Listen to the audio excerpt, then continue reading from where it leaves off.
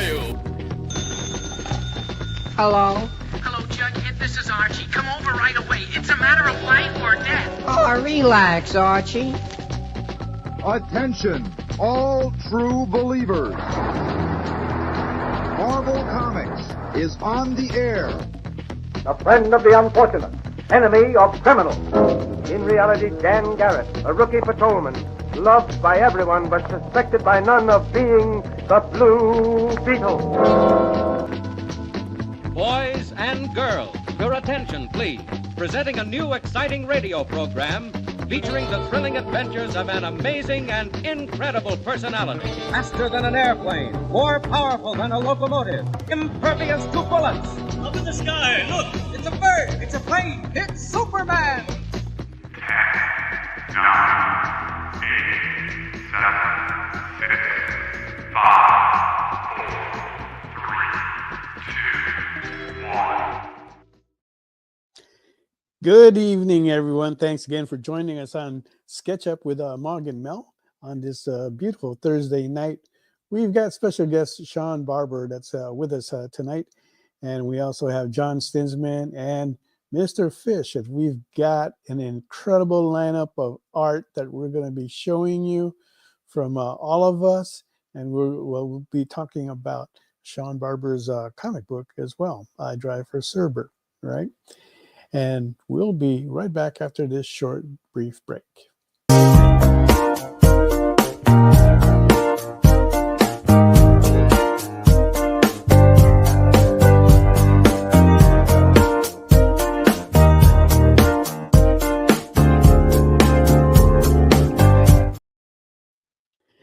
Hey, everybody. Thanks again for joining us. Don't forget to hit that follow button and help us increase our followers here so that we can continue to give you wonderful content like Mr. Nick Barucci's original artwork every Fridays at 7 p.m. Eastern Standard Time, right? And if you want to get in on the freebies tonight, not really sure what they're going to be, but we'll figure it out. I've got a few that I can do here for you. All you got to do is put in £. Let's put in £Cerber, Cerber. Okay, there you go. £EXP Cerber. There we go. Thank you for that, JD.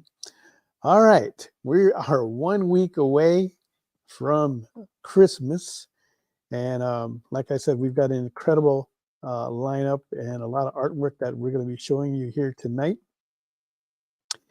and that will also continue even bigger next week on December 26th when we bring you guys like Cat Mouse and her father, Bill Mouse, were also here.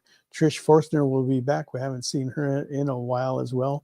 And we'll also have Sean Lenahan and Jen Leonard will also be back with us then as well, who is recovering from surgery. So we wish her well and to continue on that speedy recovery.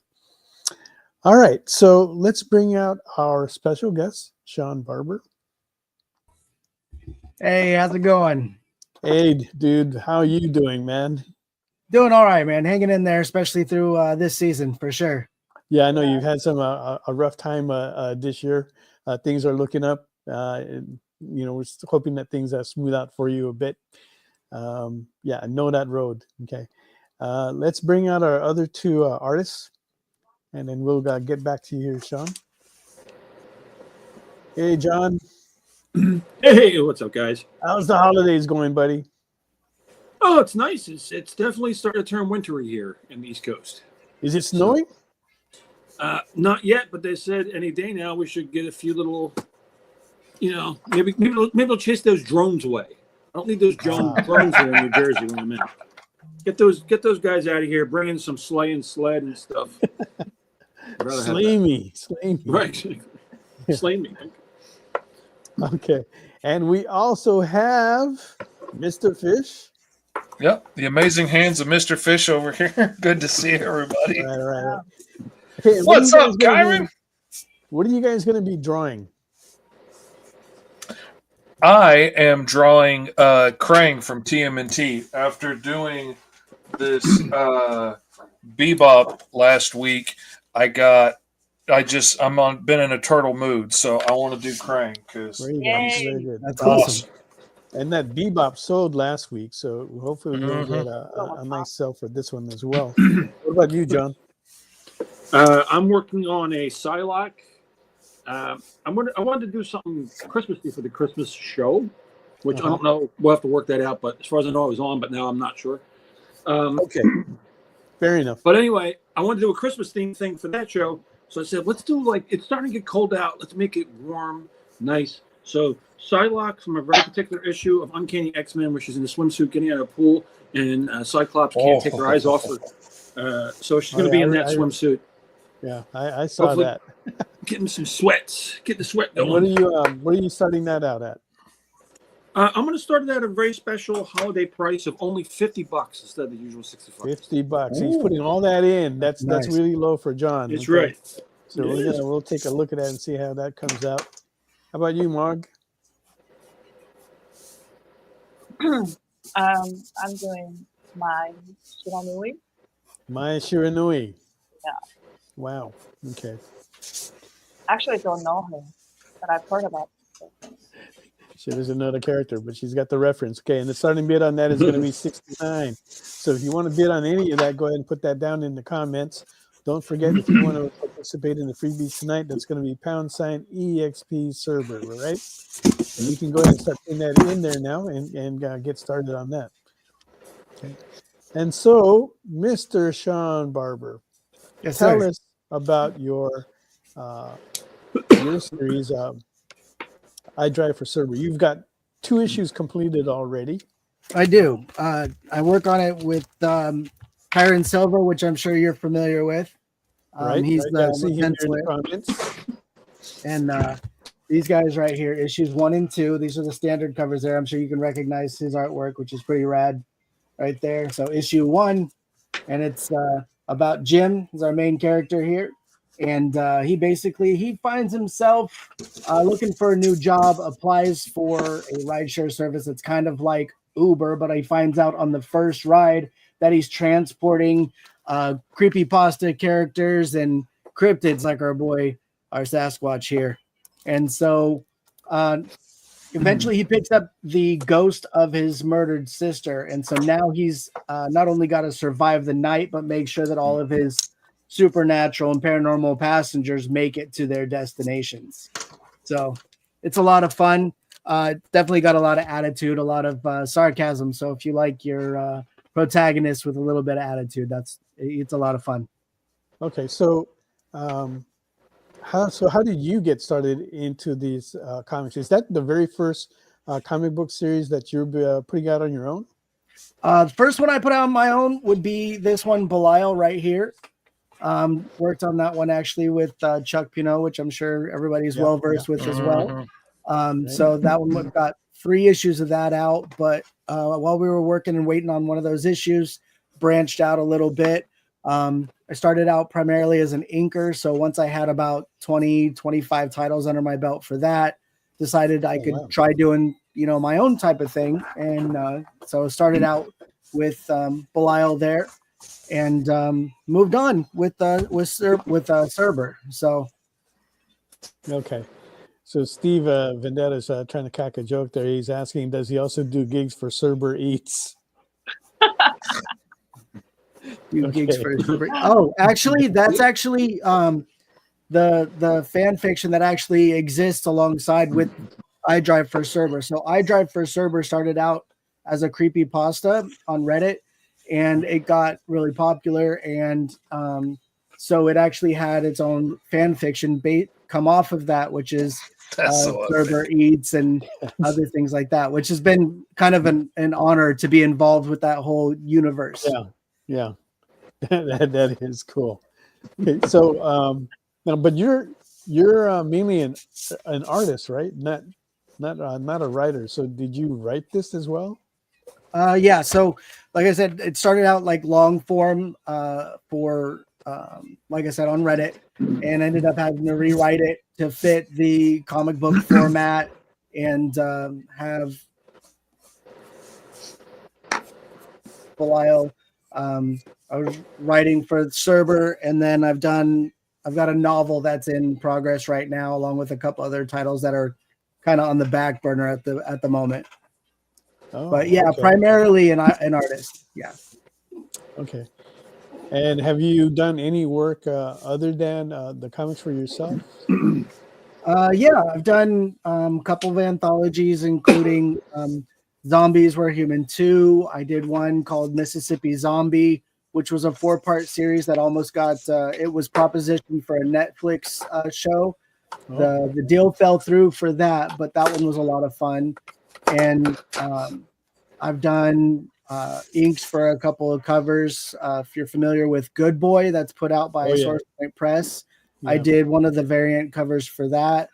And I've done a Rumble Kings and a slew of other things as well. All right, so you've been around the block a few times. Yeah, it's been probably about 6-7 years now that I've been involved with making comic books. So yeah. Okay. And who do you what is it that got you started? Was it like the writing or the art? Probably the art, because you're an artist.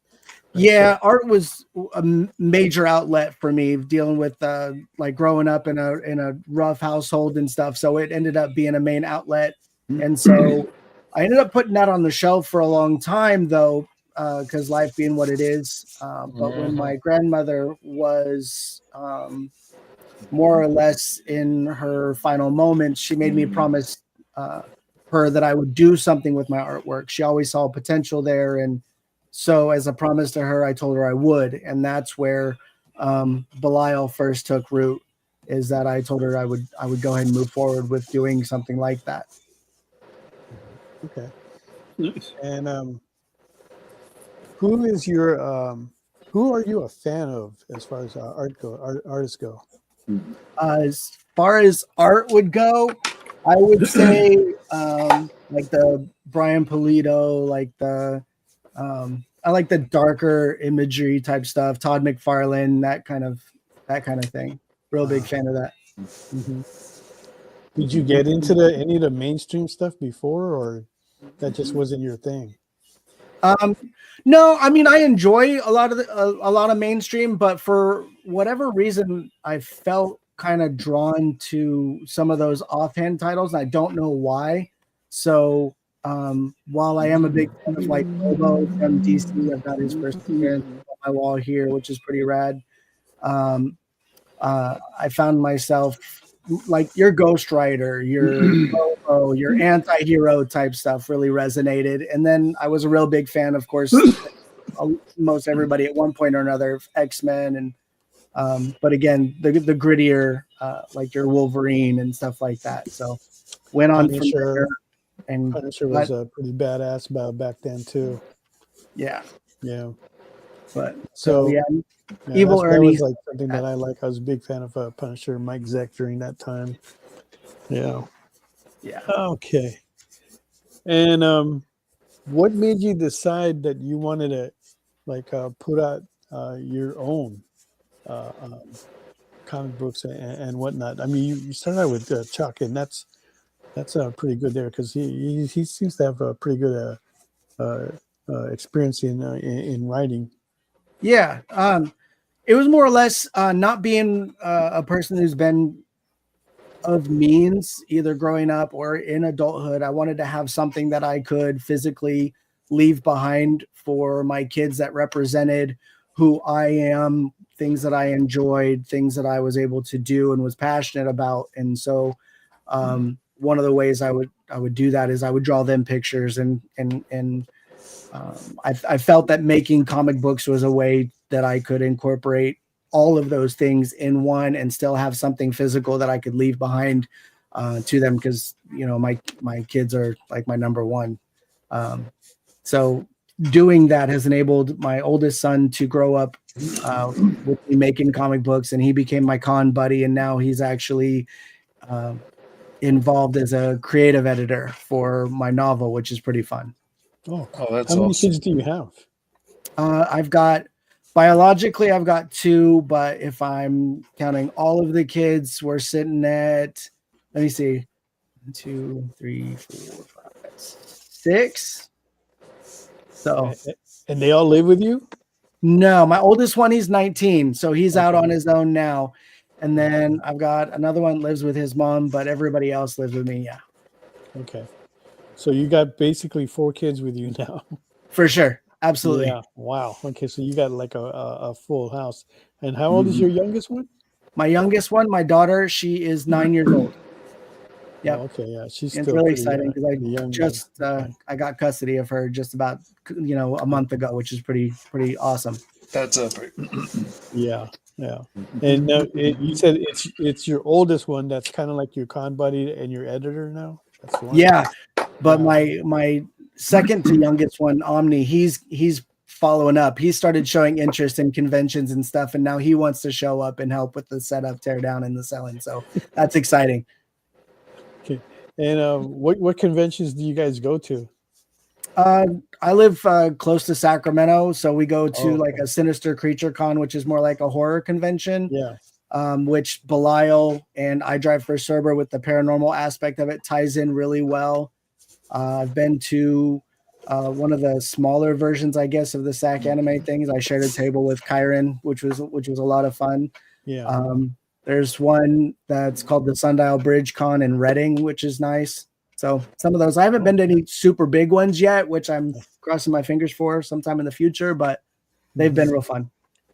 I've heard a couple things about that Reading show, but it's kind of like remote. That's a pretty good con for you guys? Yeah, it's a lot of fun. The guy that puts it on, he's friends with a lot of people. In fact, I got mentored more or less by Sean Schemmel was there. I got to meet him, which was pretty fun. And then I had where is it? I've got it somewhere, but there it is. The creator of Faust, Tim Vigil. Oh, he Tim actually Vigil, sat next to me, and he was excited about I Drive for Cerber, and so he got to tear that apart more or less in the most beloved of ways. It felt hard, but it was coming from the best area, having him been in the game for so long. When somebody can constructively say, this is what you're doing completely wrong, you need to work on these things to kind of really build, and that was invaluable. Yeah, because he's been in the industry for a very long time. Oh, he had a very popular hit series in the 80s called Faust. Very hard book to find, very graphic. You're either going to like it or you're not going to like it. I've known a lot of people that picked it up because they heard the hype and everything, and then after they read it and looked through it, they didn't want to have to do anything with it. Yeah, it's pretty intense. It's pretty intense. It's very, very intense. He's not a mainstream person for sure. No, definitely not. He's plowed his own road and he's comfortable with it. And good man to listen to. He has definitely the experience in how to tell a story and how art. He's a fantastic artist as well. Okay, very detailed in his artwork. Yeah. Yeah, so that's pretty interesting that he sat next to him, because a lot of times I see him, he's just kind of like, he's got his own table in his own area and he's like by himself. Yeah. It's like nobody wants to sit with him. It was pretty wild because he did come with a couple other people, but they were kind of up and down, but they came over to the table and then he heard my pitch and he was like, you need to come here and sit next to me for a little bit. And I was like, wait a minute, hold up. Because at first I was so starstruck that I was even just sitting next to him. And then for him to be like, you need to come sit with me. And then he's like, go grab your book. We're going to go over it. I was like, absolutely. So I told my son, you're man in the booth for a while. I'm learning something. And these things don't happen every day. No, you got to take advantage of it here. Yeah. Yeah, like Stevie V is trying to take advantage of us right now. He's asking you to go pull that Faust book, open it up to some random page, and then show it here on the camera. That's how we get our license revoked, and all our shows are canceled. I was gonna say, I don't know how many pages you can show. I mean, I could show like the cover of the movie that was made. That was from. Oh God, that's right. They did a movie. But I mean, even looking at the back cover is kind of hard to. Yeah, that's yeah. But it was kind of neat though because he brought some original pages from what is it, like a crossover he did with was it the Crow that was in Faust, that was cool. Was that trying to remember? He was doing a Crow and Batman kind of crossover, which was really dark, and he had some takes on it. But I think they said he was, to put it mildly, I guess, too intense for what they were trying to do. So he had to table at least that artwork. Totally intense. That's like when they hired Milo Manara to do those Marvel covers. Like you're hiring Milo Manara, you don't know what to expect. You're shocked and surprised by this butt in the air. I mean, that's like the tamest drawing he's ever done in his life, and you're yeah. That's pretty ridiculous. The duty's job. Yeah. I don't know. I guess it's kind of like how it's shown. You know, there's like other things that Tim would show in there, which was kind of graphic on the page. But again, you know, you got those are two good artists.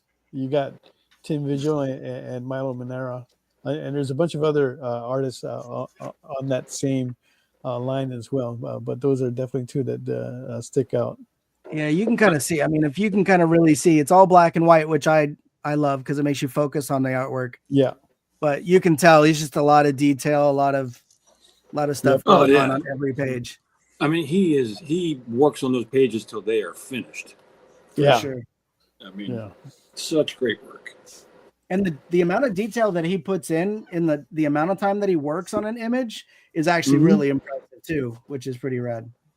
Oh yeah, no doubt. I mean, it looks like it. You know, it's time-consuming work to put that much detail into every square inch of those pages. Yeah, it's great. Yeah, there's like no dead space in there at all, and or rarely do you see any dead space in there. So and to hear how he breaks down like how your eyes are supposed to go through based on the story that you're telling. He's all, if you're telling the story and you're writing the story, then you know the way that it should flow. Give direction even in the panels. Yeah. Yeah, I totally agree with that. But when I was looking at that Faust, it was kind of hard because he likes to have a lot of these when he gets into like a lot of big panels, and you're just like drawn to like one area that just kind of like catches your eye. Yeah, it's hard to move around. But eventually you do it and you get it, and it's nice. It's nice art. It really is. Yeah. All right, so we got 7:26. Let's go around the room and see how everybody's doing. Who wants to go first? Let's start with Mr. Fish. Okay, Mog. That's Mog. That's not Mr. Fish. No, it's Mr. Fish. There's Crane coming out the belly, starting on the inks. My favorite part. It's where I get to put in all the cool details and stuff. I love it. I like the crazy face on Krang. I'm looking forward to doing all those little noodly details on him. And he's looking for an opening bid of $70 on that. So if you want to go ahead and place that bid, do so in the comments. And that'll get you started. And John has already got a bid on his of $50 from Stevie. Yeah, starting off at the Christmas special, $50 for his Psylocke in her swimsuit from X-Men number whatever it was. Jim Lee put her in a hot bikini. Can't take my eyes off of you. What's that now? I said, can't. Cyclops was looking at it and he was just thinking that, like, God, I can't take my eyes off of you. While Jean Grey was right there. Okay. What's funny is that he's got a bid of 50 on it. We're looking for the next bid of 55. You can go ahead and put that. Thank you, Bitter. She actually has. He put a Pikachu on her stomach with eyes on. Oh, 2 for 1. Which is funny because you actually this is a X-Men Pokemon crossover. If that's titillating to anyone else. I would getting love some that. guava jam on there. Yes, that sounds phenomenal. All right. Okay. Like I said, we John's already got an opening bid of 50 on that. We're looking for the next one of 55. And then we go to Mog, who is working on There really isn't much Shiranui. to look for. Just very faint guidelines. Nothing I to see. report so far. Thanks, Stevie B. Very nice. At least somebody appreciates it. It's going to be amazing. I know it is. And Mog is looking for an opening bid of 69. Oh my! I don't know why she's stuck on that 69, number. dude. Yeah, man. And on that note, we will be right back after this short commercial break.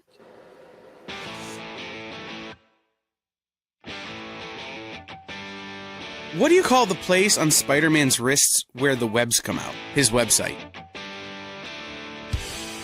I hate myself for writing that joke, but you'd make me feel so much better if you just visited our website. We have links to our merch, new release lists, all the show info, and so much more. TheEXPLive.com.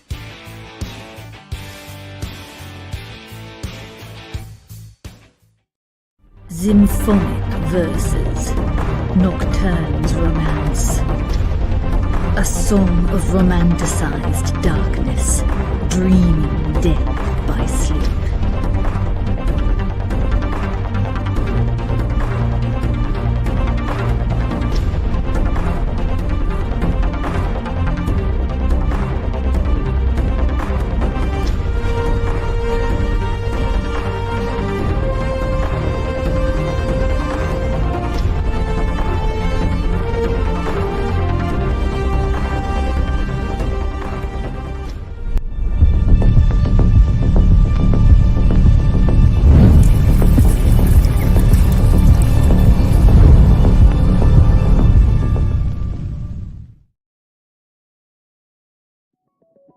FOC, a comic industry term for the final day a new comic can be ordered by a local comic shop. So, what does that mean to you?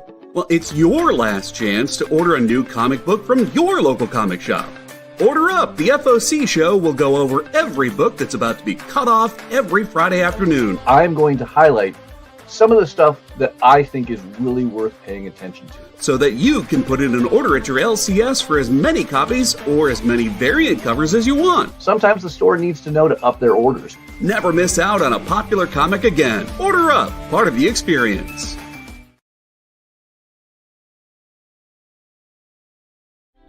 Something is speaking to you. Buy more comics. Just at the edge of your perception. Buy more comics. Your senses fill with visions of vortices. 360 comics. Slowly drawing you to one thundering epiphany. 360 comics! 360 comics! The universe is telling you to shop with 360 Comics. Joe's got amazing stock from high dollar to $5 books from Silver Age to modern, CGC, variant covers, and more. 360 Comics every Wednesday at 9 Eastern, part of the experience.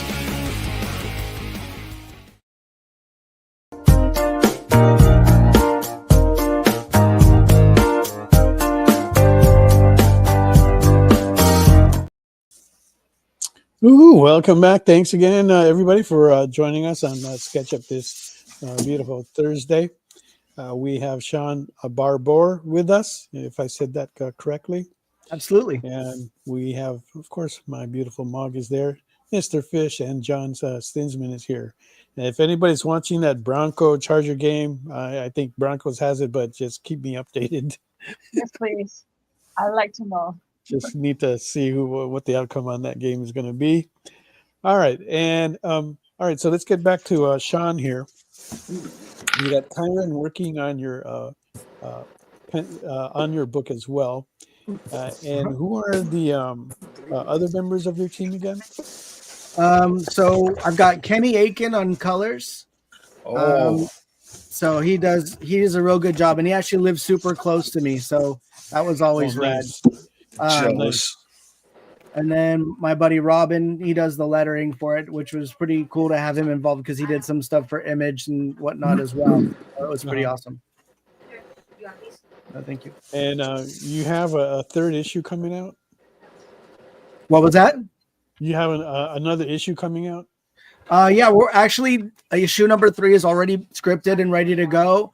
I know that Kyron's doing some work with Danny Quick, doing Ballad of the Black Rose.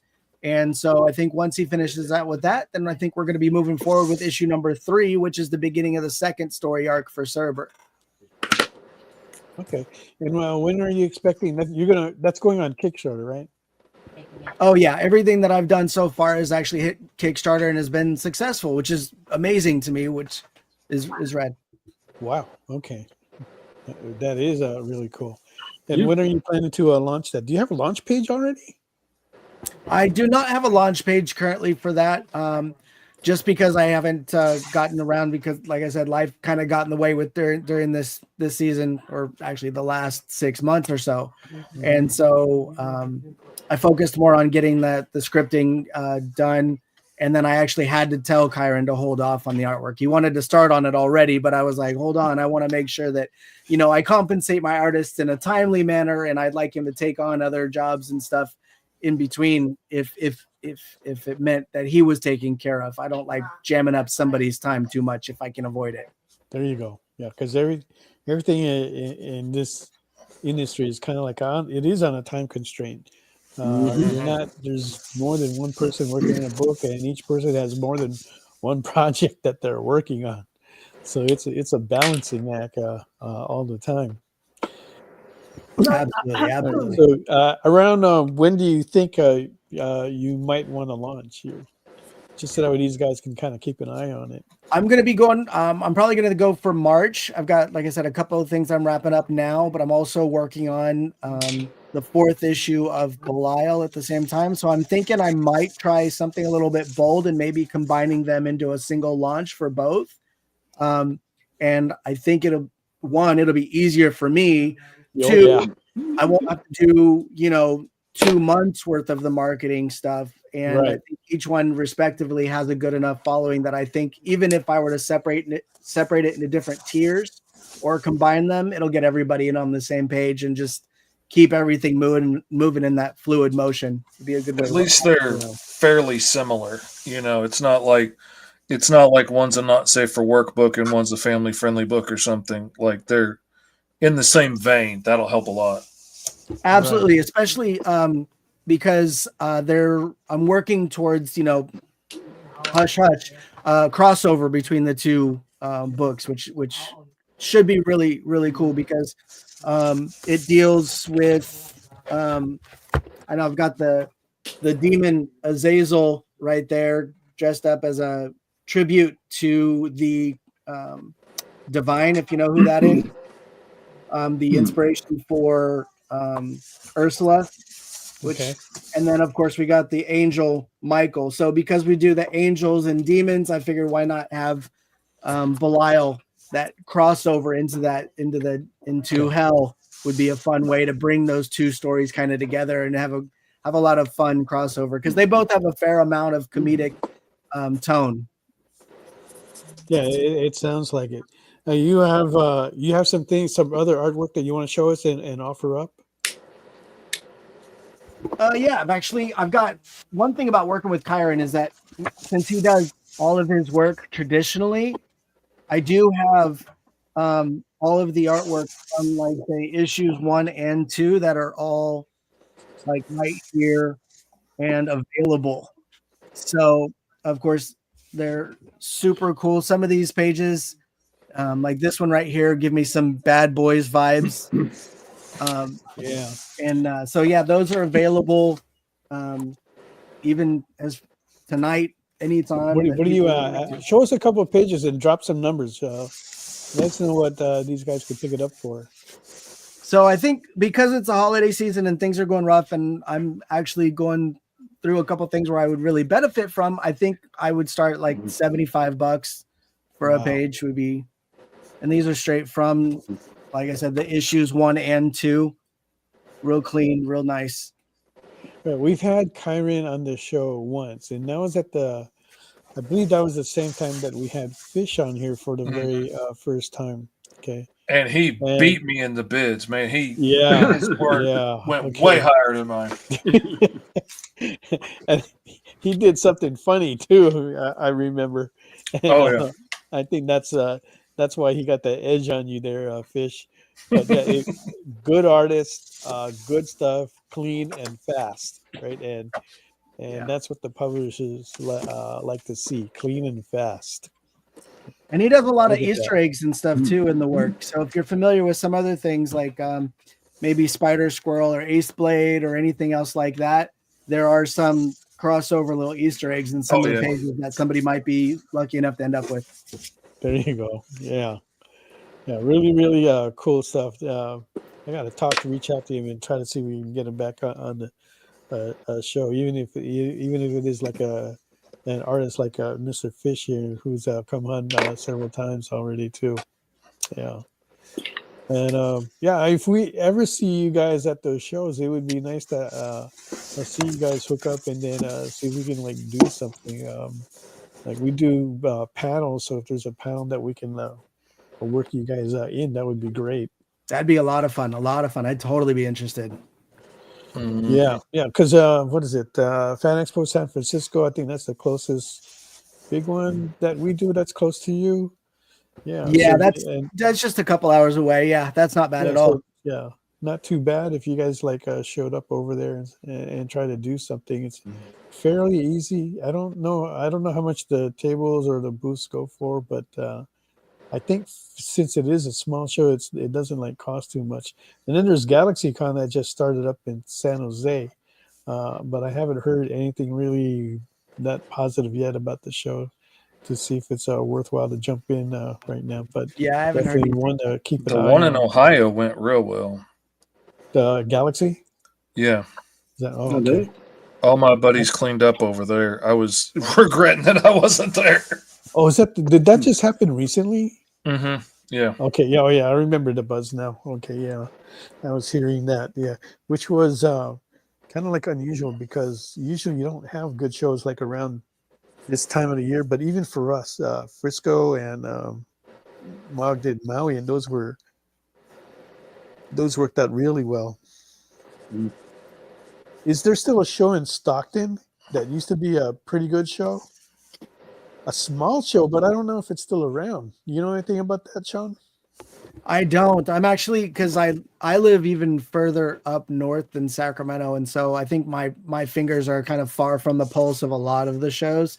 I get a lot of my information actually through my buddy James Burton and like Kyron and stuff. So I have to keep my ear posted to what they're talking about to kind of get my toes dipped in their water a little bit. Oh, okay. All right. I'm going to try to show. We have a bunch of artwork. We wanted to try and give everybody a chance to get some of this artwork. I tried to get some other artists on here, and but I got John and Mr. Fish. So I'm going to try to see if we can share this. If you have a way of bringing that up, JD, and then we can try to go through this here. There you go. That's number one. All right. And that's from wow. Mr. Fish. That's from me. Yeah. Okay, and these are going to be claim sales. So all you got to do is just say, if you want it, just say so in the comments. And it's yours. Fish, you're killing it. Yeah. Thank you. Now, if I can figure out how I can flip it to the next one. This thing is hiding my bar down here. You can use the arrow button. Trying to see how I can. Okay, here we go. Okay, there's the next one there. From Mr. John Stidsman. Photo Shin 11x17 cover for 300. Yep, a lot that of good one. Detail there with the dragon. The book hasn't come out yet, but it's what's his? Gosh, I work with so many people. I'm sorry, David Sandoval. This is his new book. Ah, okay. I feel you, man. The name's fall out of my head. You know what I mean, Jim? I mean, Bob. I mean, Mel. Sorry. Yeah. Okay. And this is a canvas package from Mog. $100 gets you both. This is an anime package. A little bit unusual for us, but it is something that we do bring out to the show. So now we're offering this to you as a package deal. That does include shipping. So if you're looking for some Christmas gifts, there you go. Here's a couple if you got those anime fans around you. Boy, do I. Let's see the next one. I rarely enter this, but here's a piece that's colored by me off of There you go. Mog's Nice. pencils. Awesome. This is actually a Patriotica piece for Mount Olympus. Oh, that's cool. Just thought I'd show a little bit of my inexperienced coloring skills. Yeah. It came out good. Inexperienced, Thank you. you know. I'm embarrassed with you now. Yeah, Mog gets, I'll color a piece and then I bring it to the show, and then she kind of laughs at me because she says it's not going to sell. You never know. Man, really? Everything has sold. I need to get back into doing a lot more traditional artwork. I think I'm falling behind on some of these things. I'm a little jealous here. Oh man, this has been a lot of fun coming on this show. It's been exercising muscles I haven't used in a while, other than at cons. Yeah, and really, because for me, when I see you draw like for fish, like you seem like you do it every day. You're so competent. Well, I do, just not usually on paper. But still, it's different. Yeah, that's my hang up. I work digitally most of the time. Yeah, digital and it's a bit different. The mindset becomes different, I think. What do you think, Rick? It is. Stevie B wrote, looks like you used at least 32 of the Crayola 64 there, Mel. Oh, thanks, Stevie. How did Stevie know? I try to get as much colors in there as I can. I figured the more I get in there, the more it's worth. Had that big pack with the sharpener on the back. Wait till I move to that 124 count crayon box. It'll put us all to shame. Here's a piece from Merman. That looks cool. From, I love that piece.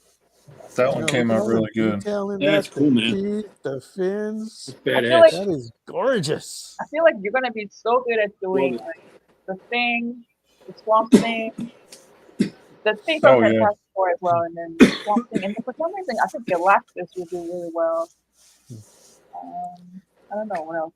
I'll think about that might be one piece you may want to consider doing in Swamp Thing.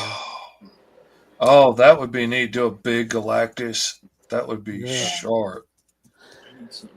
Thanks, Mike. Mike dropped the opening bid on Mog's piece for the Mai Shiranui. All right. Oh, thank you, Mike. Nice. Here's another piece from John. Savage Sin. Savage Sin number 2. Yeah. That's from Counterpoint, right? No, that's from my friend Larry Higgins. He does Niobe. Oh no, okay, Niobe. Yeah. Okay. This is his other book. Yeah. It's badass, man. It's a great book. I love it. I'm so happy that I got to be a part of it early on. It's just really cool. And Jin too has done quite a bit of stuff for Niobe as well. What's it about? Yeah. It looks like Red Sonja type of thing. It's very Red Sonja. Very much Red Sonja. Okay. He would say that. That'd be the first thing he'd tell you about the book, is that it's very Red Sonja. Which it is. It's just like swords and sorcery and barbarians and monsters and all kinds of cool stuff. If you like that type of storytelling, this book is definitely one to grab. So it's very Conan-esque, Red Sonja. Right, very, very much so. And it's got like pirates in it, and it's got a good story. I like the way he started it off. I thought it was really well done. Colors are beautiful. The art is beautiful. Is it a fantasy world? Yeah. It's not like based on any kind of reality, that we live in. Wow. It really is Red Sonja then. It's really cool. I love it. Book. And she fights all these fish monsters, which is fun to draw. No offense, fish. But I'm guessing the only difference is Red Sonja has racist.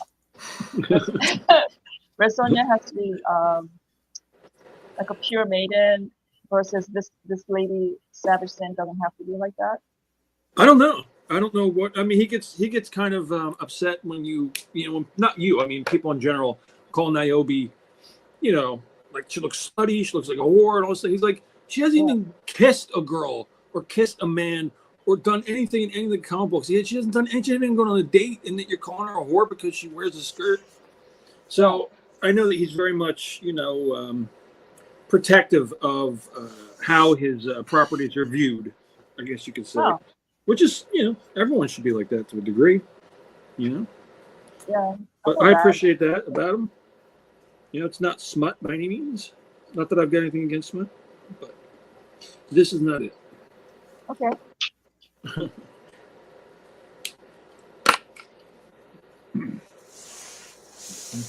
And we are moving on here to Mr. Fish's line art from the limited edition Barbarian Homage variant cover for Caw issue 1.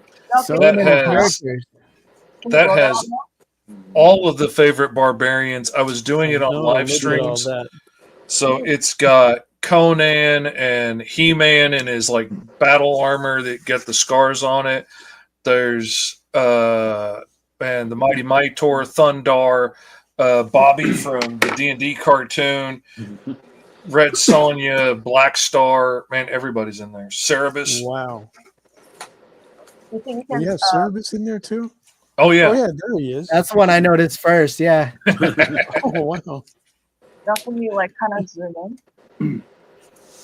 That was I was just letting people shout stuff out on the live stream, and they came up with all kinds of cool ideas and ended up making it a variant cover and a poster for the first campaign as a stretch goal. There you go. Now there's another deal right there. 9-pack from John Stinsman, $200 retail, going at half off, $100. And those all look fantastic. Look at all those variants. This is outside of the Kickstarter, which is obviously long since passed. This is the only way you'll be able to get them is direct from me or one of the other creators. It's got everything you could want. Well, there's a few books I didn't put in there because I didn't want to make it go too high. But some of my favorites for sure are definitely in there. You got Local Man from Image Comics. You got Nira X and her pirate adventure. You got some sexy chicks with the everything you could want. All my favorite comic things, especially if you're a 90s guy. Definitely. Hey, I'm a 90s guy. Hey, what do you know? I'm a 90s guy. I'm not 90 years old, though. Not if my kids are talking. They'd swear I'm older. Yeah, same here. Some of you guys, the way how some of you guys are talking. The way how John was talking about me earlier about when I should take my pills. Mike is asking, will those Stinsman books come signed if we Of course. Absolutely. Unquestioned. And no charge for the signatures either. Hell no. I do not charge for signatures. If you're buying That's from how me, we you're getting roll. the full boat. That's how I feel. are free. I'm always honored to sign anybody's stuff if they ask. I'm always flattered. Mm-hmm. Oh yeah. I that's how I look at it, man. If you're buying my stuff, my signature is free. That's part of the appreciation. You're coughing up your hard-earned bucks. Appreciate that, like that. Absolutely. Here's some love back. I'm going to go through these one more time, a little more quickly. Oh wait, there's one more piece here. Okay, so that's a special piece from Mog, 18 by 24, Wolverine versus Kratos. That thing's wild. That's cool. Yeah, that's a cool piece. Oh man, that's so and Mike takes the Stinsman 9-pack. There you go. Awesome. Thank you, Mike. Thank you. Much appreciated. It's beginning to look a lot like Christmas. Here they are sitting right here. Going right to Mike. There you go. Okay, all right. So I think that's okay. Here, all right. We're gonna go through this one more time, a little more quickly.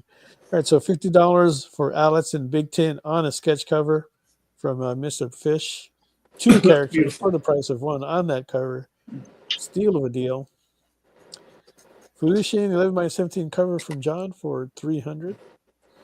Well worth it. With look at all the acreage he's covered. With I love drawing that cover. That was so much fun. I never drew anything like it before, so it was great. And that dragon is awesome. Thank you very much. Appreciate that. Scales. And if you like those, here's Shirahoshi from One Piece with her scales in this anime package from Mog for $100. And my lone piece here That's for 100. Mighty Cost sketch cover, another $50 bargain price there. Really good deal. Mighty Caw tearing up the page. And here we got Cat Fight Outbreak number 2, 11 by 17 for 300. Oh yeah. Numero dos. And if you're reading, if you guys are reading any of that, like Absolute Batman, Absolute Superman, they've got some great stories there. I haven't gotten to the Absolute Super Wonder Woman yet, but we'll see how that turns out. But here's Mog's Absolute Superman. That makes me want to go do some like scratch board type stuff, which is yeah. It's artsy fartsy on us. I just watched Mog do it, and I get mesmerized. It's definitely a Savage Sin cover for 300 on 11 by 17. And a Jingle Bell Mad Hatter cosplay. That was actually a sketch done for Ethereal Comics in one of their Christmas books a couple of years back, I believe. Beastman. That's one of my personal faves. That and the Triclops one I did. Yeah, it's cool. Yeah, you like doing you like these characters that have a lot of sharp things on them. Those eyes, they follow you. Yeah, that's what somebody was saying the last time too. Have you ever tried drawing also like from the X-Men? The furry Drawing one? who? Let me go through that other one. Beastman? Oh, Beast from X-Men, yeah. Absolutely. I think that'd be really good too. John putting his sexy stamp on here. But look at the detail on that hammer. The dreadlocks. That's a unusually sort of reasonably priced piece of art I did for a nice fellow with his book God Slayers, and this is a print you can pick up from him online or also at the cons if you see him there hawking his wares. And it was always a great pleasure to be asked to work on these characters because people really have to trust you. I mean, they get maybe 3 or 4 artists to work on a cover for them, and they got to be choosy. So I'm always very flattered anytime anybody asks me to draw a cover, and I appreciate it. And this was a great fun one to work on, and it's a beautiful piece of 11 by 17 art, and it would look great framed on anyone's wall. Yeah, and Stevie B's book. I just recently drew the first couple of things that I ever really had to take a part of in drawing dreadlocks, and they're more difficult than I thought that they would be. Oh yeah, they can be. But I've had some. I did a book, a 4-issue miniseries that featured a mainly all African American cast, and one of the characters had that same hairstyle, so I was a little bit of depth at figuring that out. Thankfully, because I'm not good at drawing hairstyles of any race, culture, or creed. I'm just like, oh, it just hangs off your head. Cool. Yeah, it does. Makes it easy. And here's the bunny package from Mog. You have Angela on the first cover. I don't know what she's doing to that bunny, but and then I can't tell if that's the same bunny in the second cover, and that's supposed to be Dawn Star, and that bunny is getting treated much better. Hey, oh my God, guys! Speaking of bunny, at San Francisco Con. Mel saw this giant bunny, and then he got to even pet it. Like it's a huge bunny. This lady was carting around on a baby cart, and yeah, it's so huge, humongous. And he got to film it and like pet it even. And turns out it's a world famous bunny. He's very popular. Yeah. So, yeah, have I you guys forgot ever what his seen name is, but you George? can look it up and. I don't know. I posted it, so if you want to, you just go on our page. It's not and Bugs, look is for it? I know a guy named Bugs who's a bunny. He's very famous, but it's not him. No. Bugs Bunny? No. Yeah. He's probably more famous. Yeah. More famous? No. Bugs Bunny is more famous. Oh, okay. Wow. It's like I'm missing out here. What's going on? When we saw that bunny, right, and Fong was with us, she had a table right next to us. She said if that bunny was in her hometown of Shedong, Sichuan. right? Sichuan Sichuan, Chengdu. the Chengdu, right? If that bunny was there, it wouldn't have survived that long. She said there's a no. there's a saying for Chengdu, Sichuan, that no bunnies come out alive. So, No bunny left alive. Wow. because they eat rabbits. It's one of their Jeez. Yeah. because they're huge when it comes to rabbit consumption. So yeah. That's not. Yeah, I don't know. I've never eaten rabbit. I don't think I would. There is quite a bit of people here in the States that do eat it and like it. I've had bison. I like bison. Bison is good. I love bison. Bison's Yeah, I've good. had bison's rabbit, and I'm not Basically. really fond of it. It has a much. It's a lot The of ones I've bones. had a really gamey taste to them. Whereas Gamey. I knew you were gonna bison say in the wild gamey. isn't that gamey. Yeah, I don't want I gamey don't food. know. It wasn't that gamey for me, but it just had a lot of bones. A lot of bones. Oh, let's move on here. What are we doing? Right, and $200 for 11 by 17, the homage variant for car issue 1, and that has already sold, and that is available. All right, so we'll be right back after this commercial break. So stay tuned. We know you probably get a lot of emails, but could you please make sure to sign up for our mailing list? We don't send a lot of emails, and we try not to bother you. We just want to give you the best information about all the cool stuff that's going on around here. Sign up on our website, theexplive.com.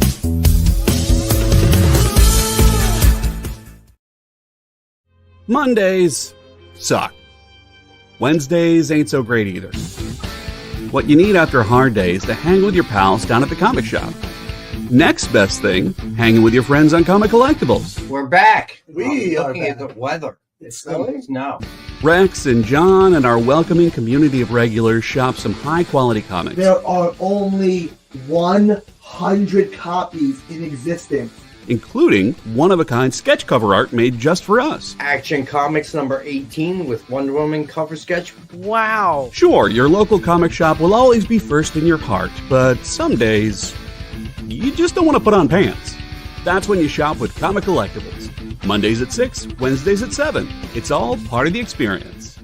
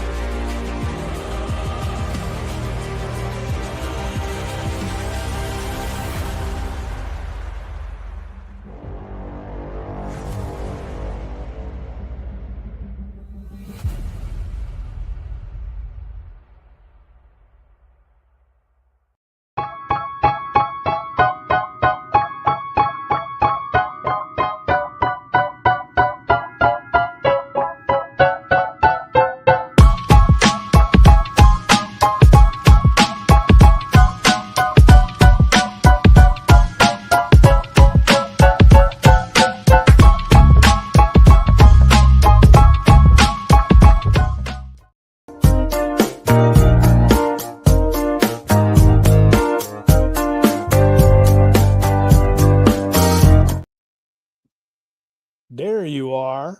Okay. So we're all back. We're talking rabbits in the comments here. And we've concluded that the rabbit was never lucky, giving up his lucky foot. Go figure that one out anyway. All right, so let's go around the block here, starting with Mr. Fish. See what you guys got going in your own art pads. And someone looks like we lost John, but let's go with Mr. Fish if we can. I love seeing the progress as people are coming along. I think it's Yeah, that's always like the fun part.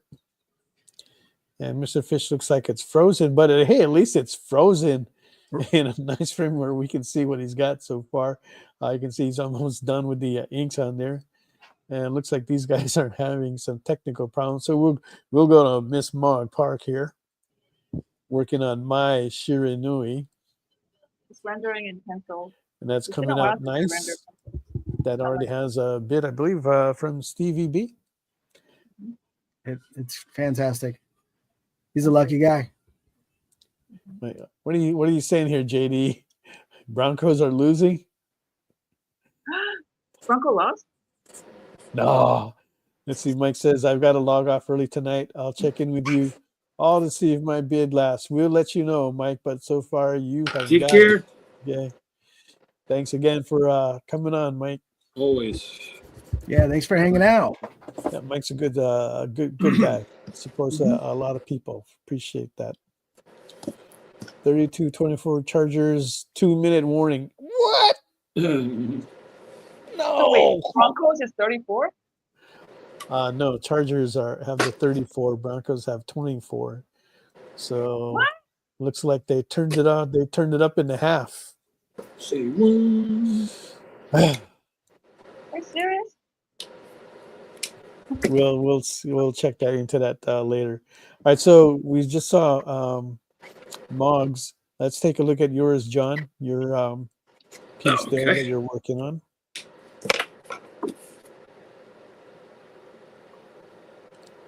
Whoa! Look at that. Getting there. Tape will come off, obviously, and then you'll have a little bit of a That's incredible. sunset background type situation, I guess. And then a few more little odds. And that has a low bid. Yeah, low starting bid tonight of only 50 bucks from Mike, wasn't it? I believe so. Mike. Oh no, it's from Stevie B that has it. Yes. Yeah, so Mike has a bid on Mog's, I believe.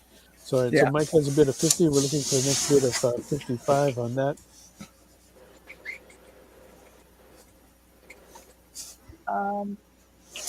Right, so Stevie is asking you, John. I see you're a ROM fan. Have you picked up the new omnibus edition for Marvel? I have not. I have all the original issues, but I haven't gotten the omnibus yet. There's something about when they recolor old artwork; it just doesn't feel the same. I still need those original colors, that kind of wonky looking weird. Super bright because it was made to go over the newsprint. Yeah, it just has a different feel. But yes, Rom is. I worship at the altar of Rom. Unfortunately, my mother doesn't want to hear me say that, but I do. Rom, and I love that character. I love that comic book. It was so good. Was that the first comic you said you picked up? No, that was definitely Star Wars. A Star Wars comic book, number 3 or 4 of the original Marvel run. That was my first introduction. Rom. It wasn't like one of my, high up there favorites, but I picked it all up to the very end. It has a very it's high drama, a lot of high drama, which you wouldn't think would take place in that kind of book. But Bill Mantlo, who wrote that book, and he also wrote Micronauts and many other comic book Marvel comics from the 70s, just had a way of taking these characters and really building this big dramatic universe for them to fit into. It was great. The shame I have though. Micronauts is another one, yeah. I love Micronauts. I've got a few of those little guys down there. Yeah. But what's happening with Rom now? Is there anything going on with that character? They're doing a Marvel Legends action figure of him, which I couldn't be more excited about. But nothing in terms of movies or comic books right now at the moment. I hope Marvel brings him back. Because I thought there was a movie that was in the works or something. I mean, aren't the rights kind of tied up weird or something? Yeah, I'm not sure who has the rights. I'm pretty sure Hasbro does, because they're the only people who could make a figure if they had the rights, and they are. So I'm assuming Hasbro owns the rights to Parker Brothers, who own the rights originally. Yeah. Well, that's that cool. is their right. Yeah. Right. Hey, Sean, did you have a set of your books that you wanted to offer up? Oh, for sure. Yeah, no, not a problem at all. Just depending on what people see would if we can want. get some of these I wanted books to out kind of there. mix and match without any difference.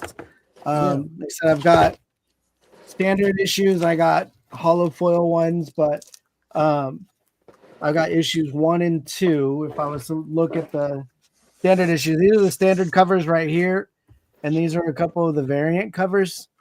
And this one, of course, Wait, is so for those standard issues 1 and 2. What do you want to get for that?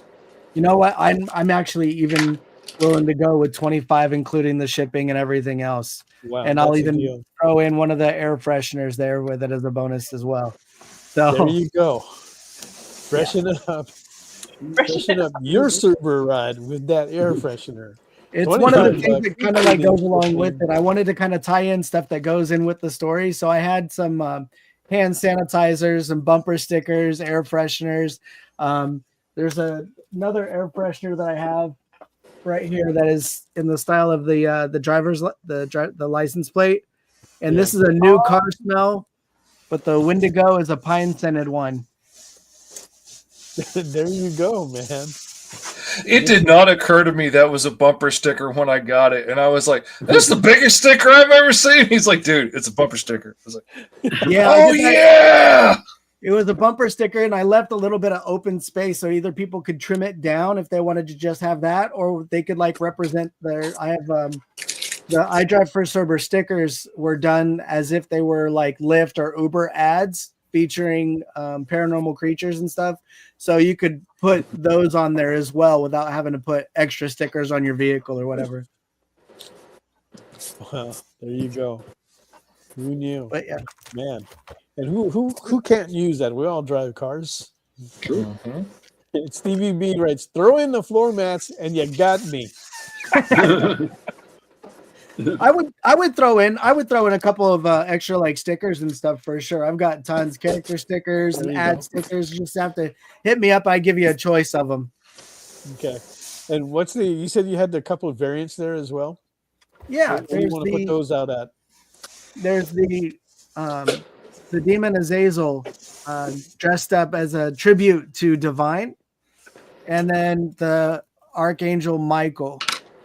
Which one? This is done by Sean Hall, which is done really well, and this is done by my buddy Dan Gorman.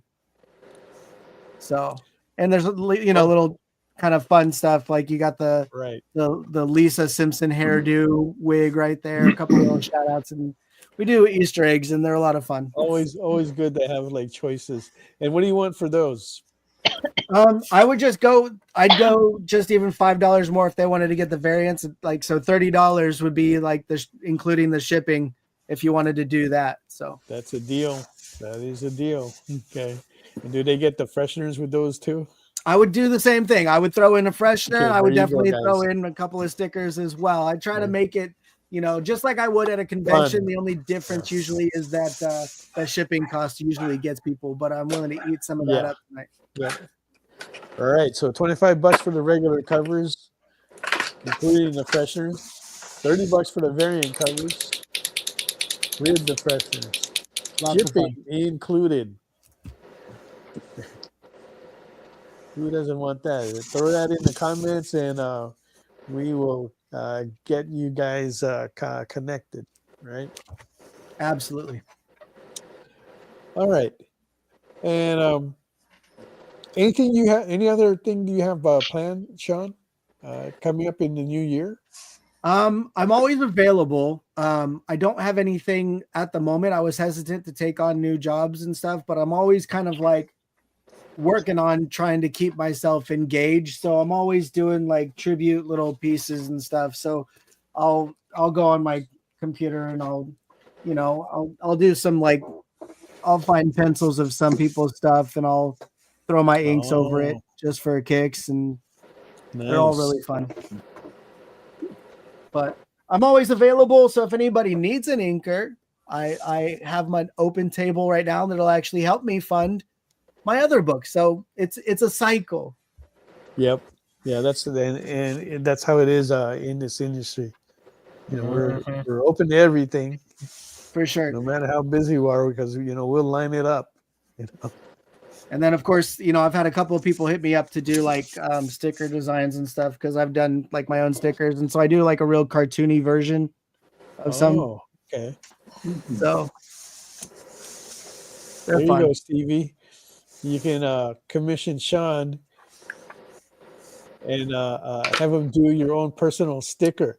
That would be cool, because you do get around, Stevie. Yeah. You could have Sean do a sticker for you, print those up, because it doesn't cost that much. No, and, not at all. Hand those Yeah. out. And especially because like I could do it and then send over the proofs, and then you can go through Sticker Mule or any of those other ones, and they usually have good deals and stuff too. So right, and they're all pre-cut, so you don't have to cut them. Yeah, right. Yeah. Stevie B writes, in the words of Jaime the Robot from Get Smart, system overload from all this great art and offers. That's the way we like it. Going to overload you. Wait till you see next week. Next week is going to be super overload. and John and Fish are both going to be there as well. So, yeah, you're going to see more of this stuff. Can't get rid of this. Who knows? And what was I going to say now? You guys all work so fast. What's that? So everybody works so fast on their pieces. I love it. Oh my god! I'm the slowest. What are you talking about? No, I feel yeah, like but I'm you way also slower. have a lot more work on yours. Like you do like fully painted stuff, and I'm just scribbling a bunch of lines out. Yeah, there was a piece I think I showed you guys earlier in trying to get ready for next week's show, right? Where Mog did this Dr. Doom. And I kind of showed it off to a couple other people. It's an 18 by 24. Okay. That's already sold. Oh, wow. Oh, cool. So now she has to do another one. Those are the best problems to have, though, really. Yeah. Darn, too many people want to buy my work. Man, that's a shame. Yeah, it's nice. Yeah, I mean, it is. Not the best at timing, but yeah. Oh well, If somebody's asking, you don't want to say no. That's just. It was somebody new too, right? If it was somebody that we had already known, we'd ask them, well, do you mind if you can wait and we'll do another one? Right. But when it's a new person that you haven't really talked to, it's tougher to say no. But yeah, it's cool. We'll do another one, similar piece, but probably in a different position or something like that. How much time does something that big take? What's that? That 18 by 24, that one was like about 1 hour. But that's because it was just a sketch, And then I put an additional maybe 2 hours just to clean it up. Yeah. But that's about it. Because I was doing a 1 hour practice for a big, just like a big 18 by 24 canvas paintings. I was just challenging myself, so I was doing it for about 7 days, at least 7 days straight. I wanted to see how far I could go. Oh wow! And it was pretty exciting. But, yeah. Sean, that's you could come back on. Actually, I have a question for you, Sean. And just draw, Sean. It doesn't have to be like really good. Yeah. These guys. Yeah, I'm on here, Sean. Doesn't have to be good. It just has to be good. Fish, come on now. Done. Yeah, just a pencil sketch even like I've me. thrown my colors on here, but no, these guys are very respectful. Just sketch. Just sketch. Of where you're at in your work, and they always see something that's like good in it. They're not looking for perfection. Something decent that's nice, and they're pretty happy. Like I have to Trish is work going out to a be on plan. here next week. She can probably finish like 5-6 pieces in the 2 hours that we have. Oh, And geez. she's mainly drawing dogs and cats, or something cute like that. But she comes down on herself. But the work that she puts out, it's nice, clean line artwork. Nothing detailed or rendered like what these guys are doing that you see now, right? But yeah, but it just shows that how appreciative that the audience that we have. The turnout tonight isn't as much as we're used to getting, and it's probably because we're getting close to Christmas and there's a lot of things to do, and then you also have a football game and other things that are going on that people want to watch during this time. But any other time, the show does pretty good. No, it's a lot of And fun. we love everybody that comes here, that supports us and everything. We're finishing up our second year now. And That's awesome. Yeah, and I've tried not to have too many with our scheduling and everything. I try not to have too many shows or dates that we don't have a show, because when we're away, I'll have somebody fill in for us. But even then, it's hard not to have some days where you don't have a show, like Thanksgiving, which falls on a Thursday. And as much as I try to get somebody to do that night, it's just not feasible. Everybody's celebrating their Thanksgiving dinner during that time. Yeah, but we all have fun, and I already got like some big plans going out for January. The first two. So January 2nd, Sarah White is going to come back and Awesome. bring some of her crew. I don't know who she's going to bring, Fish. So she might be asking you. I don't know. Probably. And she might ask Kyron as well to come back. But I told her to give me a list of like who she wants to bring, and she'll be on the show. So we're going to be opening up with her. And then on the 9th of January, I'm going to have a special episode with. I'm trying to get VOA comics. No, wait, I got VOA cards, right? So that way they can explain like what they do. Don Wynn and Marcus Newsom, who are doing really well with the cards, will be here. They've got cards that are going into the hundreds of dollars.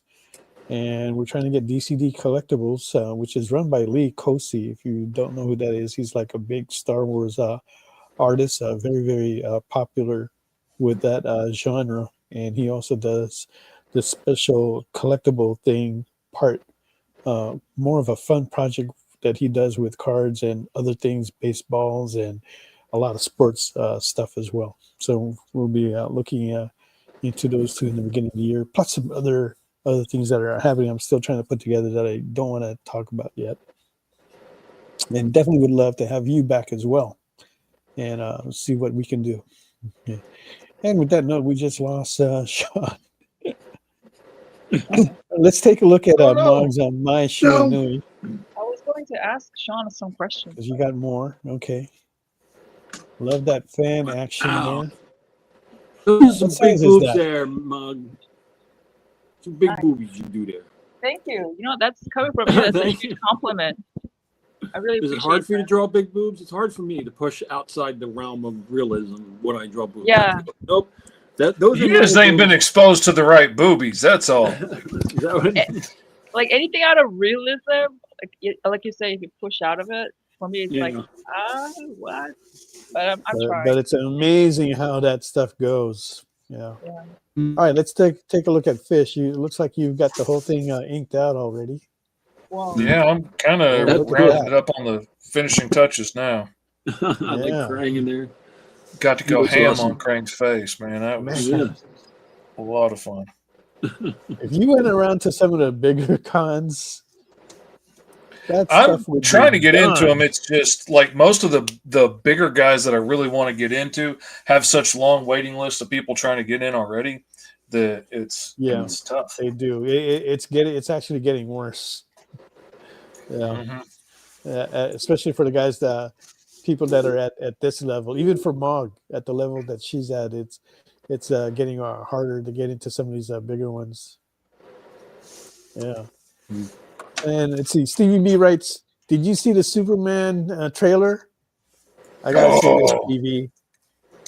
It's been a while. It's been a while since I've gotten really excited about a movie coming out. That trailer was dope. I loved it.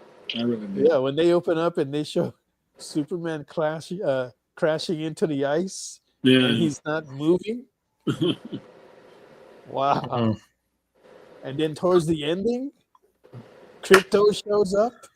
They had me up until Nathan Fillion showed up as Guy Gardner, and then I started screaming because I'm such a huge fan of him as Hal Jordan, and bringing him in and making him that dumpy orange-haired nerd that upset me to my core. Yeah, but he could never be Hal Jordan now. He's too old. They want someone that, can easily do movies for the next, 10, 15 years. But you're going to bring him in as Guy Gardner, the younger dude that took over after Hal? He would make a great older Hal, like ready to hand off the reins. He'd be perfect for that. But, I'm not disagreeing. It makes so much less sense to me having him as Guy Gardner. I have feelings about it, and they kind of get away from me. They did my boy wrong, but what are you gonna do? All right, Until let's they take a put look me in at charge. John. One punch. John Psylocke. One of the most requested commissions everybody gets is Psylocke. It's true. And look at that. She seems to be the universal Psylocke. sexy ex-gal. I'm too sexy for your love. That already has a bid of 50. You can steal that away at 55, put that into the comics, and that is yours. About the X-Men, I think I find Psylocke probably, it's not because I'm Asian, but I just find her, I think, the sexiest. I think maybe it's the outfit. I don't know what it is. Yeah. I mean, Storm, hands down. Man, Storm with that mohawk. 80s. Yeah, but the outfit-wise, I think Psylocke has that revealing outfit that is just... Because Storm is not revealing her outfit, right? Oh, no. No, that's just between me and Storm. That ain't for everybody. Oh. There you go. I was going to say, because Storm has been drawn into many revealing outfits. Oh, yeah. Oh, her swimsuit edition I saw once. I think it was by Jim Lee. It was nice. That was nice. Yeah, in there. But if you look at like a lot of the fan art and stuff, there isn't any one character that has not gone through some very see-through. And the supernatural bosom treatment. Okay, this is totally off the topic, but I just suddenly dawned on me. What's your favorite Christmas song? That you mind listening to every time Christmas comes? See, that's so weird for me. I'll let somebody else go first if they want, but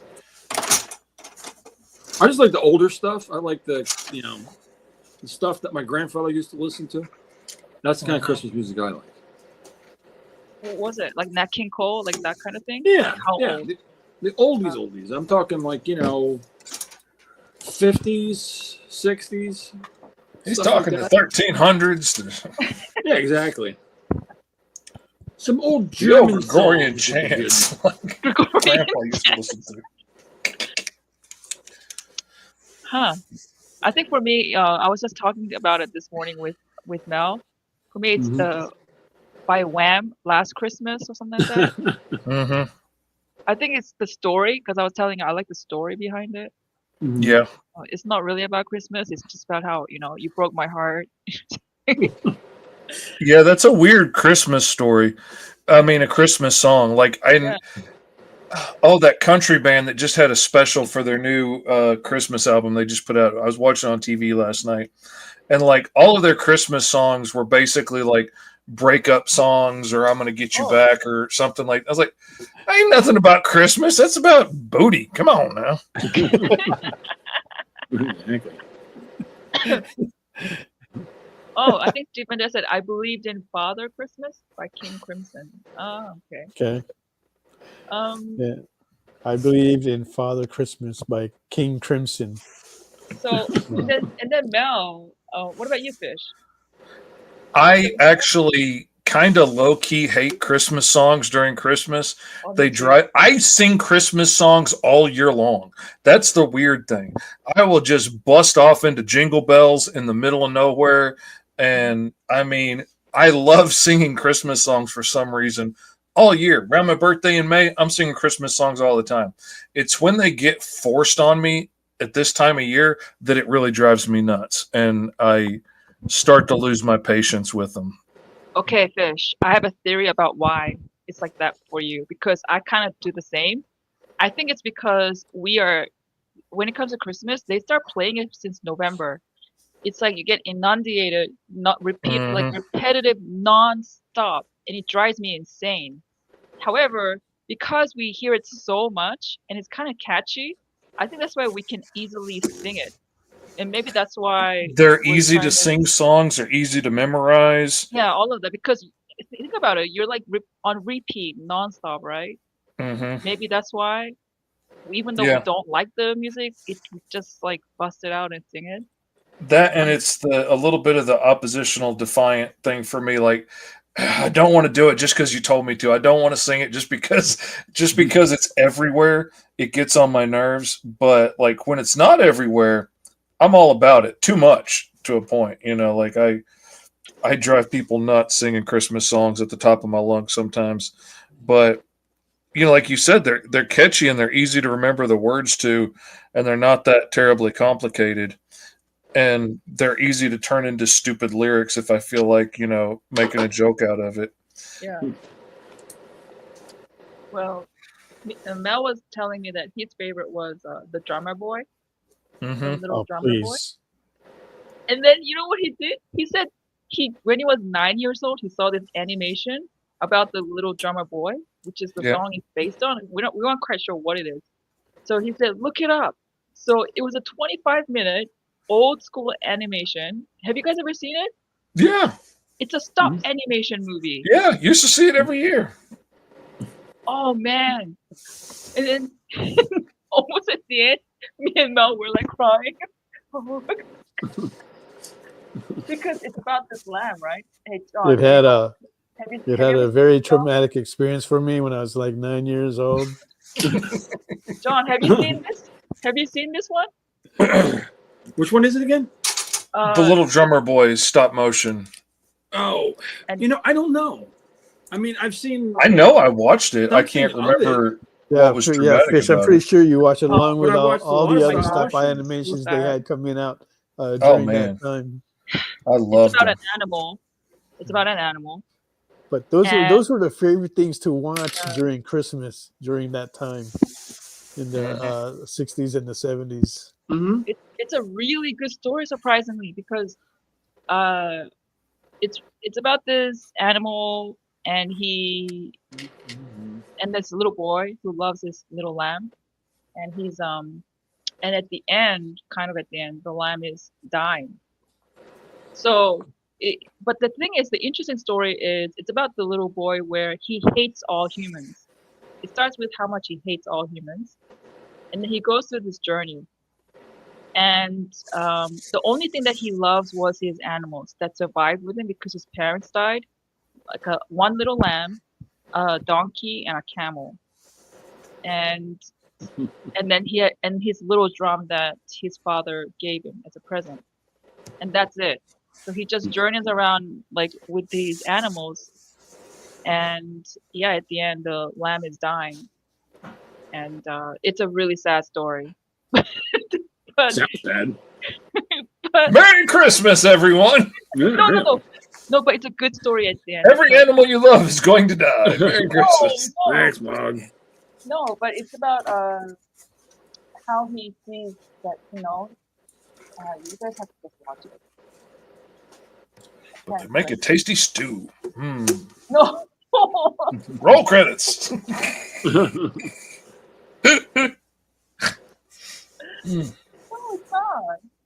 It's really good story. Like it kind of teaches to that human beings are important. You know, doesn't learn his hatred for humanity kind of goes away.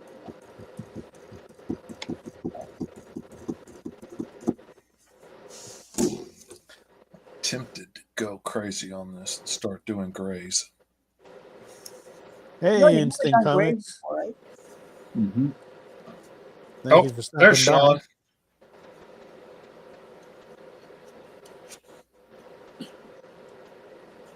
Oh, what happened? Mom. Oh, look at that. It's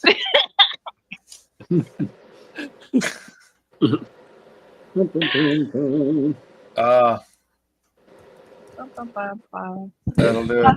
So sad. Yeah. Man, but I'm trying to figure out how to use my phone as a webcam now. And if you haven't yet, put in #EXP Cerber. I'll be doing 4 giveaways tonight. And we'll be doing that very shortly. Fish, is your phone an Android? Yeah. Oh, okay. Cool. You have to like go to the setting, security, and unlock the security for a USB connection. And once you get that done, you can actually use it as a camera. And it's even more crystal sharp than the web camera. I should do it myself. I don't know why. I finally got it hooked up on my laptop. I got to get an adapter for my cable to fit into this computer over here, but I'm going to give it a shot and see if I can't get rid of the clicking that I've been having. I was talking with Kyle on Ree's show, and he gave me some advice on what to try, and I'm going to give it a shot. What clicking noise? I get a clicking in my video. Oh. Can you explain that one more time, Mog, so that way Sean can hear that again? How do you do that? I have an Android. Yeah, you have to. She said you got to go into your settings and there's a security. You know, you can actually type it online, but definitely like the way I did it is you have to go to the settings and there's a type of security. It's a security setting, and then once you go in there, you have to unlock where it enables a USB connecting directly to your phone. I mean, to your computer. And then every time you connect to your computer, you can also access the Droid as a camera. As a webcam. Yeah. And like the instructions I was watching said like you've got to have a cable that's not just charging but also like data so that it can run the data back and forth to your phone and plug that in. And then if you go down to scroll down from the top where it says it's charging, you can click on that and it'll give you options, and then you can like hit webcam and have it come up. Yeah. Mine wasn't giving me the webcam option, but I'll bet you it's because of the settings. I got to go set that security thing. Yeah, it's your security thing. And it's not a fancy cable. Actually, you can use the cable that you're charging for your phone. As long as the moment you plug into your computer and it says you can do a data transfer, that's good enough. That's the thing, but not every charging cable has that. Like the one that comes with the phone usually does, but they're usually pretty short. Oh, you want the long one. Okay. Well, yeah, like I've got to get it from the computer to someplace I can hook up, like clamped onto my drawing board here so that it views this. I'm guessing 6 feet at least or 7 feet. Yeah, that would be handy. But I've got some around here. They're just USB-C for my laptop, and I got an adapter coming so I can plug it into the USB on my desktop and give it a shot. Okay, so your computer doesn't have a USB-C. Yeah. Okay, it's only USB. Interesting. Then you definitely need the adapter.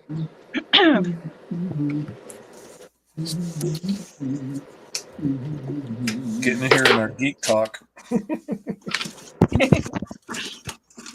We've got like 4 giveaways that we're going to be doing very shortly. So if you haven't yet, put in that code #EXP Cerber. that will get you into running. And if you haven't yet, too, make sure you hit that follow button. That way you can get up to date with what shows we have. I think we need to do and all the other exciting, wonderful content. Right? No? And I'm just flipping through now the artwork that we have available. A lot of these are on bargain prices. So here's your chance to score some wonderful art from our talented artists that we have here tonight.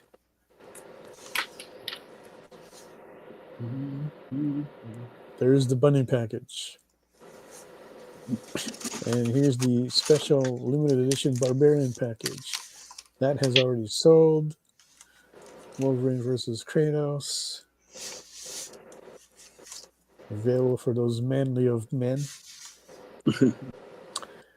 All right. So I've got like 4 things that I'm going to give away tonight. So let's see if we can get this here rolling. Okay, so first item that I have, let me show that on here, is Frankenslaves. Okay. And it is signed. And this is from, God, I'm sorry, but I can't read it. And I just have like bad eyes. Usually I have Mog read this for me. Okay, so we're going to roll Frankenslaves, right? We're going to roll this right now.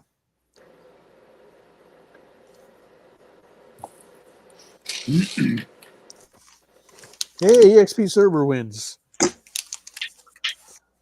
Congratulations.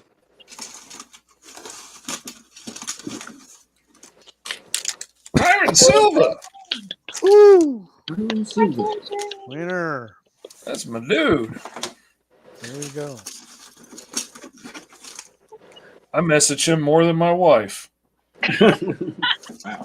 Wow. He started sending me goofy memes, and I was like, "Oh, you're gonna send me trash? I'm gonna start sending you stuff." And now he's my first contact. Wow, okay. That's cool. So now I have the second thing we're going to give away is a kind of how do I want to say this?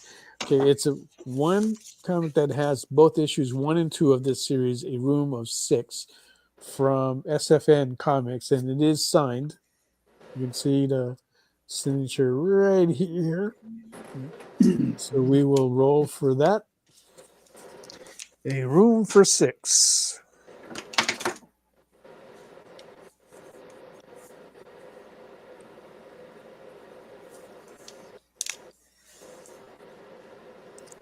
Philip. Ooh. I haven't seen that name in a while. Congratulations, Philip. So Sean's not going to be able to get on? Okay, then from Kelly McMahon is The Art of Imperium, which is some of her work in here and what she does. Okay, so we're going to give this away next.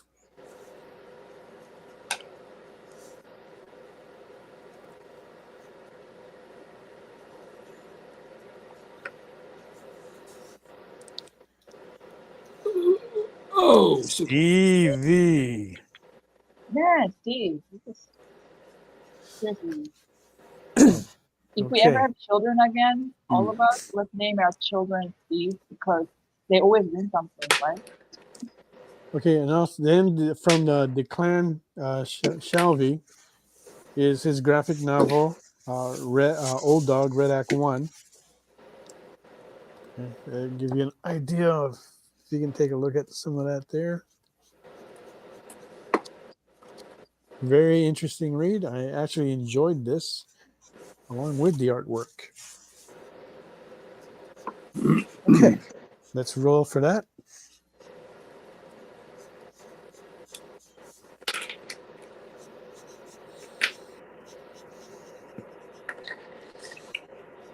Woohoo! You are going to enjoy that, Stevie. And there we have our giveaways for tonight. And I am behind on mailing out a lot of the giveaways. Probably in like the last 6 weeks. We have been really busy, and we're trying to get caught up now. But we will get caught up by the end of the year. Like, I might wait one more week before I ship everything out. Just take care of the last week of the last show of the year, which is next week. Okay? We are planning to have another special episode with Trish Forstner, John Stinsman, Cat Mouse, and Bill Mouse, Sean Lenihan, and Mr. Fish as well. We'll all be here. Okay. And Mog too. That's the best part. And they will be putting out a bunch of artwork as well. Kind of similar to what you see here tonight. Can I show a little sneak preview of something that's on my table right now that'll be fully revealed soon? Go ahead. No one saw this. Sure. This I'm gonna have to use No. the what you call it. Anyway. Ooh. Fire. Whoa. Look at that. It's fun. Oh my god, look at all that crazy fire. And I got to color it all, which will be fun to figure out how to do that. But I wanted the challenge. No. I wanted the challenge of figuring out how to color that fire. It's almost that's like the dreaded time, Stevie B. Every January, it's kind of like getting to be. That's when they raise the postal rates, and here we go again. Oh, Lord. It used to be one of the most respected agencies of the U.S. Government, but now I'm just like starting to really hate it because the rates keep going up. Yeah. And I thought it's supposed to be getting easier, with the electronic advances that we've made. What's going on there? I wonder what Stevie B means when he said doesn't have an old yeller ending. Is it the dog that he won or something? Everybody's got Stevie is on a roll here. He goes, having one old dog, do you think they're trying to take a jab at you?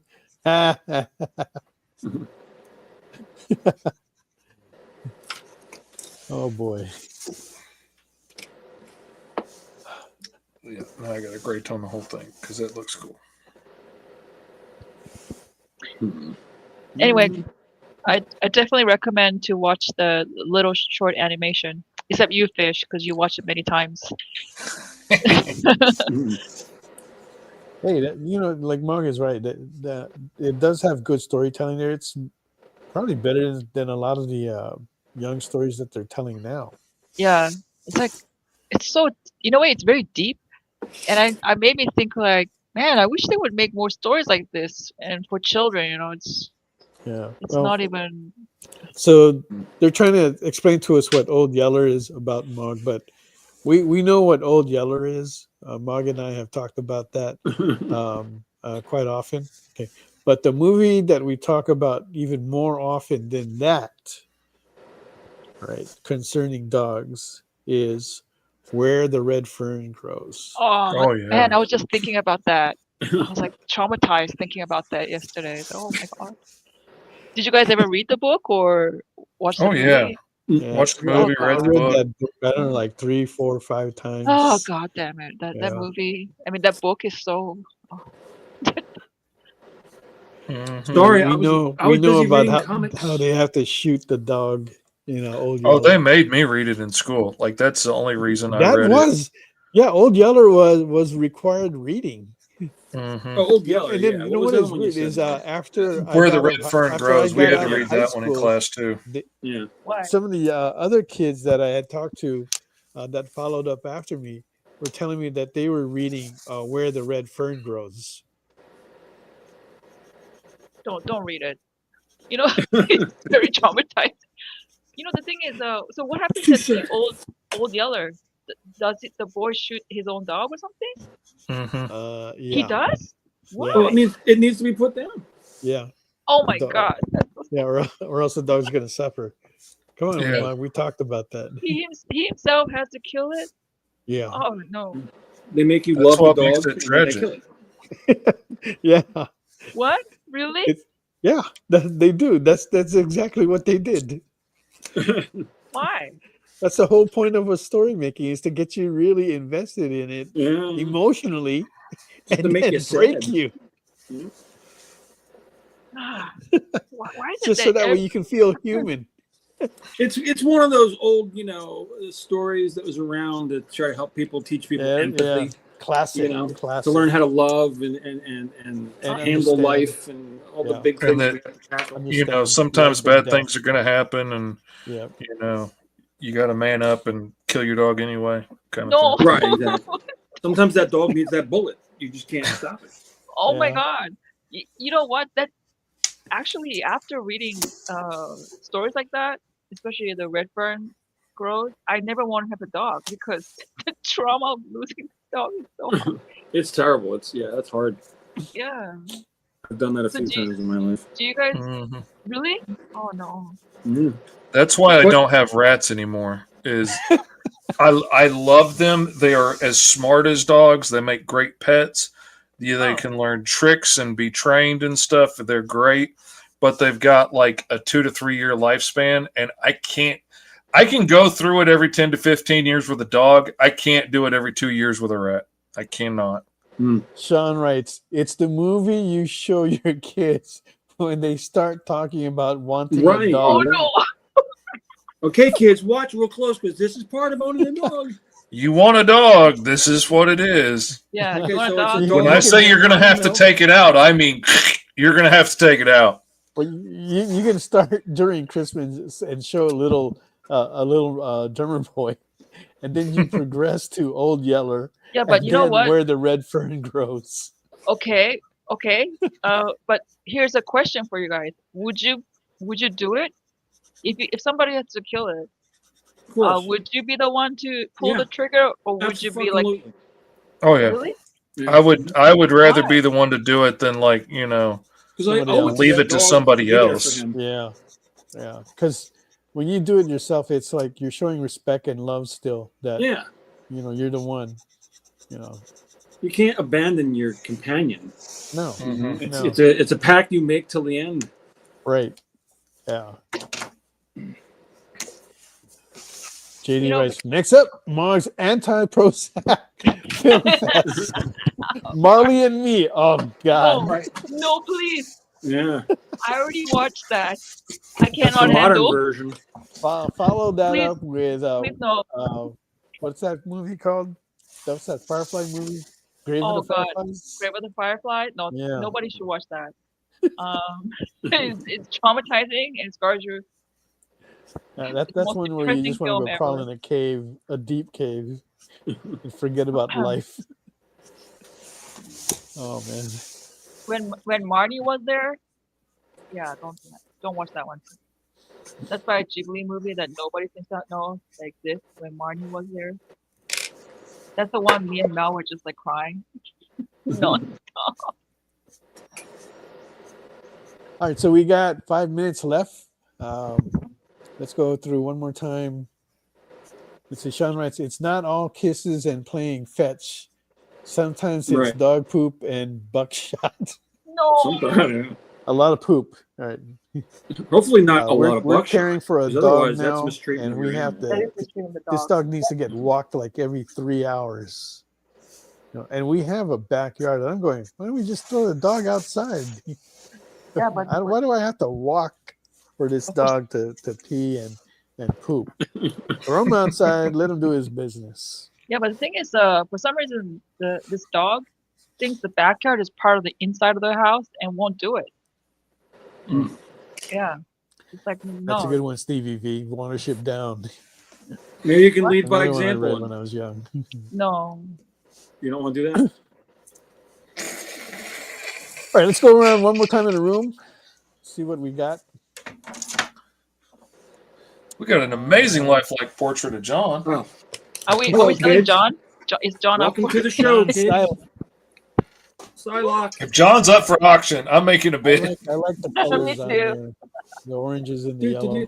Oh man, that's beautiful. You have all It the is. classic staples. You've got the sexy pouty face. You've got the boobs let's just call him Booze. And he's got the and hands good with his name is power and a sunset. The French Pull it cut all in. cut really high and tight. Okay. Another day at the X. He's got $50 on that. You can take it home for $55 if you want to throw in the next bid. Mr. Fish has no bid yet. No. Nobody loves me. Looking Nobody for likes 70 old on that. Crane. Nobody likes a fat robot man with his brain in his belly. That's just, it's not right. Oh my God. I think you do RoboCop really well. When the After brain watching has that. Oh man, I got to do RoboCop. That'd be awesome. God, RoboCop would be so Look badass. at all the teeth. It has so many teeth. Who doesn't like a brain with rows and rows of teeth like a shark? That's good stuff. That says Christmas. That says holly jolly. Don't you want this fat man coming down your chimney Yes. for Christmas? Looking for He would be 70 on yours. that. I totally want him. Yep. And I'll then replace, Mog I'll replace Mel. working on My Shiranui. Does have a bid of 69 on there. Looking for the next bid. You can take it away. 75. On what they term as bazoombas. Bazoombas. That's the word I was looking for. Bazoombas. There you go. Very nice, actually. Mm-hmm. Oh, they bid on Krang. Unknown 886. 869. Bid on Krang. That's okay. There you Getting go. in under the Unknown wire. 869. Everything's got a bid. Here And he it is. is 55. I want to thank you guys for all for joining us. Sean, you're in the comments there. So thanks again for joining us. I definitely want to have you back. Make sure you join us next week for our big art blowout sale, day after Christmas. Thank you all. See you guys next week. Goodbye. See you guys. Merry Christmas. Ho, ho, ho. Happy holidays. Join the party. Head over to our link tree to find all the links for everywhere the experience is all the time.